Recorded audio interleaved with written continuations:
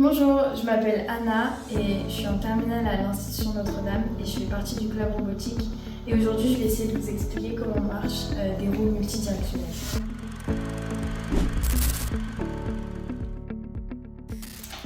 Alors, on va d'abord essayer de faire un schéma simple du robot avec le sens des roues.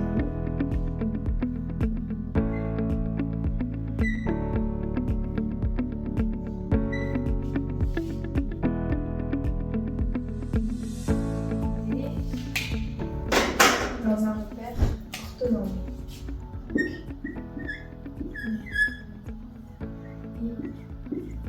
X. Ça, on va pouvoir le représenter sous forme de tableau.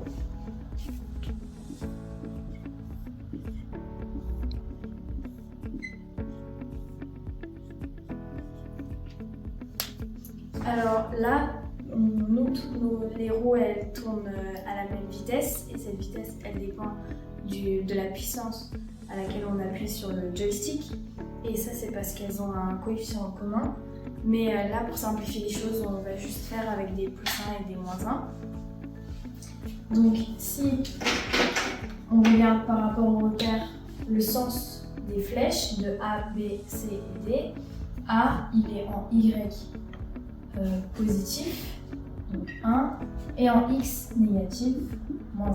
Et on va faire pareil pour toutes les lettres, donc B, Y positif, X positif, C, Y négatif, X positif, D est en Y négatif et en X négatif aussi.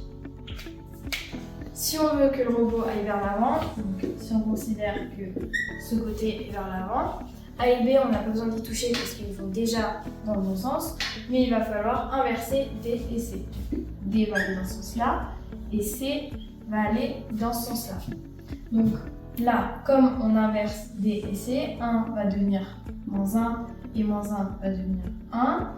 Ici, moins 1 plus 1 et moins 1 plus 1. On va additionner notre ligne de X et notre ligne de Y, donc on va considérer que avant, là, 1, moins 1 plus 1, ça se compense, moins 1 plus 1, ça se compense, donc notre ligne elle est égale à 0. Et ici, 1 plus 1 plus 1 plus 1, elle est égale à 4, donc on sait que X est positif et que du coup il va vers l'avant. Donc, A, si on essaie d'expliquer ça en une ligne, A, il est positif parce qu'on ne change pas sa direction. B aussi, mais pour C et D, on les met en négatif puisqu'on change leur direction. Cette fois-ci, si on veut que le robot aille vers l'arrière, donc dans ce sens-là, D et C ne vont pas bouger, mais A et B vont être inversés. Donc A dans ce sens-là et B dans celui-là. On va redéfinir nos valeurs. Donc, moins 1, comme on inverse, devient plus 1. Et là, 1 devient moins 1. Pareil pour en bas, moins 1 et moins 1. Si on additionne nos lignes, ici, il y a plus 1, moins 1, plus 1, moins 1. Donc elles se compensent, ça fait 0. Et ici, c'est moins 1, moins 1, moins 1, moins 4, on va vers l'arrière.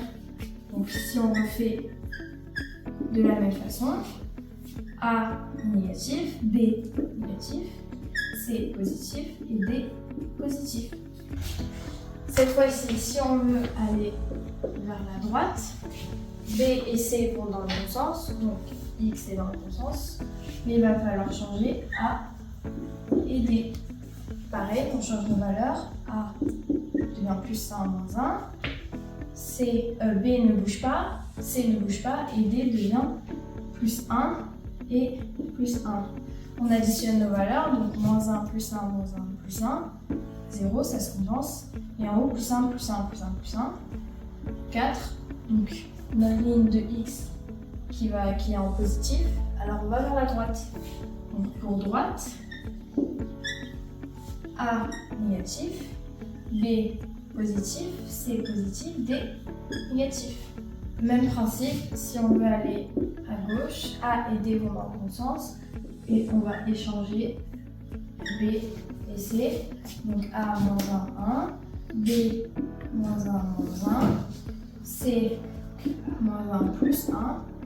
Et D reste moins 1, moins 1. Donc on additionne les lignes. Moins 1, moins 1, moins 1, moins 4. Et là, 1, moins 1, plus 1, moins 1. 0. Donc notre X est inversé. On va vers la gauche. Pour gauche, A positif, B négatif, C négatif, D positif. Si on veut aller en diagonale, par exemple celle-ci, logiquement C va être négatif pour aller dans le même sens que A, et D et B vont se compenser, mais pour pas que le moteur tourne pour rien, on va juste pas faire tourner D et B. Donc si on prend dans notre tableau, A est positif, donc A ne bouge pas. On a dit que B et D, on ne les touchait pas parce qu'ils n'existent pas, donc 0. Et que C serait négatif, donc moins 1 plus 1. Si on additionne X, moins 1, moins 1, moins 2, et Y, 1 plus 1, comme là 0, 0, ça fait 2. Si en Y, on va à 2, donc dans ce sens-là, et en X moins 2, si on additionne là et là, on est le même. Si on veut tourner sur nous-mêmes, il suffit d'aller, de pas bouger, donc de pas aller en X ou en Y, donc on inverse D et B, et vu la forme des roues, il va tourner sur lui-même. Même principe pour l'autre côté, on va inverser A et C. Vous voyez, ça fait 2 ans que j'ai pas fait de maths, mais j'ai réussi à expliquer quelque chose qui paraît assez compliqué, et c'est pour ça que c'est bien d'être au club robotique, de pouvoir réaliser des choses qui, même si à la base on pense ne pas être dans nos capacités, finalement y arriver très bien.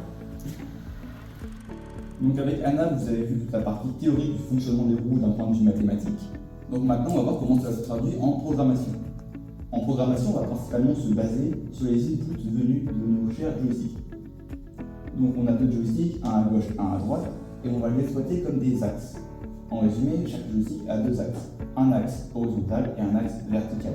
On va chacun lui donner un nom, forward back ici, side et turn. Donc forward back pour avancer ou faire reculer le robot, side pour juste le faire coulisser sur le côté, et turn pour le faire tourner sur lui-même. Chacune des paramètres du joystick, en fonction de si jamais il est poussé vers le bas, le haut, gauche ou droite, va être à moins 1 ou à 1. Cela vous rappelle peut-être les valeurs que nous avons vues tout à l'heure pour les roues, qui elles aussi peuvent varier de 1 dans un sens à moins 1 dans l'autre. C'est leur puissance. Et donc là, on va tenter de calculer la puissance de leur roue A. Comment on va faire? C'est assez simple. On va imaginer une valeur de notre joystick et on va voir comment celle-ci y réagit par rapport à la roue, et ainsi le marquer dans l'équation.